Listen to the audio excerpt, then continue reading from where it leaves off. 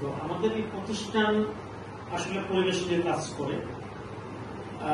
পরিবেশের ইস্যুতে যেগুলো কেমিক্যাল, তারপরে ওয়াটার যেটা পলিউশন হচ্ছে, তাছাড়া আমাদের দন্ত চিকিৎসা যে মার্কারি ব্যবহার হয় সেটা নিয়ে আমরা কাজ করি। আমরা যে রং পেইন্টের উপরে যে লেড ইউজ হয় সেটা শরীরের মানবদের জন্য ক্ষতিকর, এসব নিয়ে কাজ করি।